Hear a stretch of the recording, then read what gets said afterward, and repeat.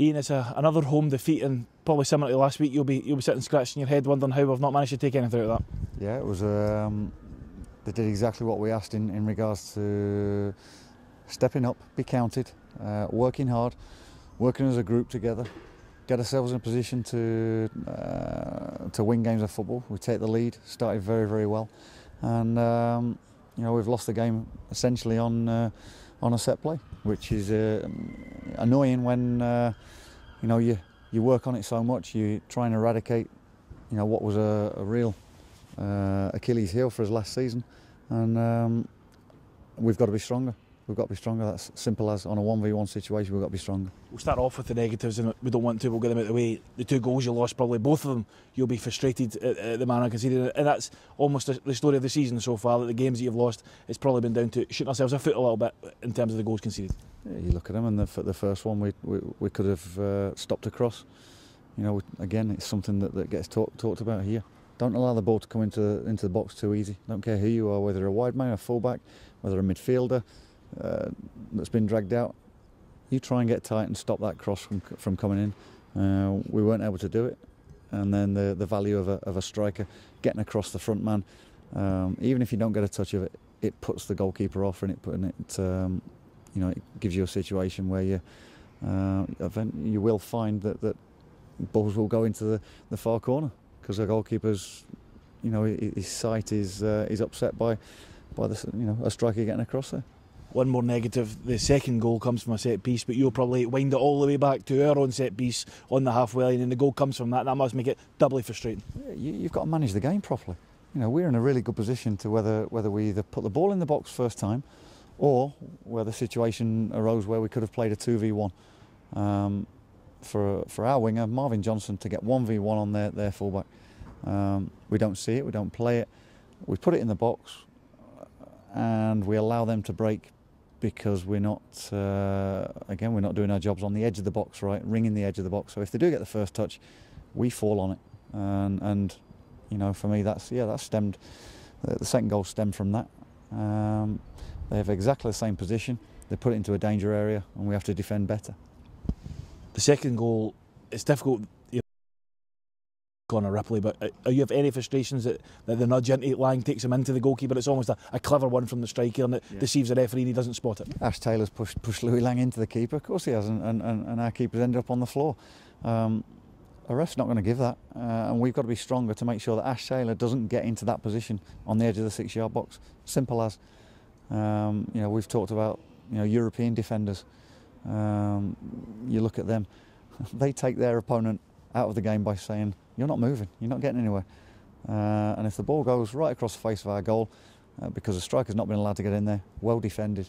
And for me, you have to learn that. That's managing the game, that's understanding the game, and being a bit more ruthless. We've got some very, very talented players, really talented players, but you've got to teach them things like that, little things like that in the game, and they will go far.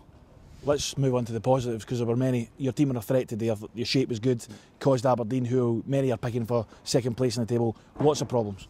Yeah. You speak to, I know Derek will say that that was a tough assignment for us, and he'll come away and we had our chances, but he's going back up the road with 3 points, and we play like that more often than not. We will get results. We have to believe that. We have to instill that into the players. We can't let their heads drop there. Yes, we've lost three on the bounce, but 3 of the 4 games that we've played, I think we've been excellent, been very good. Started off by the front men. We played Scotty a little bit further up with Louis Moult. I think Louis, his style is better suited to playing in a 2, and that set it off for us. And I thought to a man, again, after Wednesday's exertions, to play against a team that have had a rest, I thought was for the majority of the game you wouldn't have realised which team had the game and which not. It was a fascinating tactical battle, because you were on a 4 across the middle. They had an extra man in there. You'd almost conceded the middle of the park, but what it did was that threat that you mentioned really put Aberdeen under pressure, and it forced them to change at the break. Well, it shouldn't have done, because our 2 wide men should be tucking in a little bit to make a 4v3, and that's the perception of the fan, that's the perception of people, that it's a real tactical battle. Hang on a minute, it's 10v10.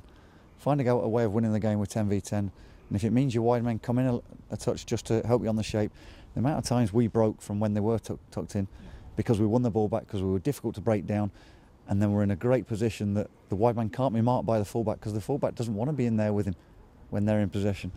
And we've got to learn that as well, that our wide men do help us in that respect, and they will find themselves in positions to break more often than not. How difficult is it as a manager to pick a team up when they have played well? Is it more difficult to do that, or is it less that you sitting in the dressing room, a lot of the guys will probably cause kicking our heels at the fact they've picked up nothing? It'll be tough as a player. You start having doubts about yourself. It's my job and the coaching staff's job to realise that we're not too far away, and playing like that we will pick up more points more often than not. It'll be raw. It'll be raw for me tonight when I'm watching it back. When everyone's gone home, and I'll look at it tomorrow as well, and try and feed back to the players. Listen, that we're on the upward curve, and we haven't picked up points that we feel as though we should. You can't feel sorry for yourself. This game has a habit of kicking you and keep kicking you unless you go and make something happen and do it for yourselves. So that's what we've got to do, and we've got a week now to work on going away at St Johnstone. Make sure that we come away from there having got someone. Absolutely, and it's another one of last season's top six. It's been a very, very, or at least on paper, a very difficult start for the side. But I suppose that's an opportunity if you can win the cup game following that. It's a wee opportunity to really kick on. And we competed with 3 of those 4 teams that were in the top 6, including Hearts, who ran away with the championship. And we can compete. We've got to find a way to win the game of football when you are on top, and make sure that you get something from it. Ian, commiserations.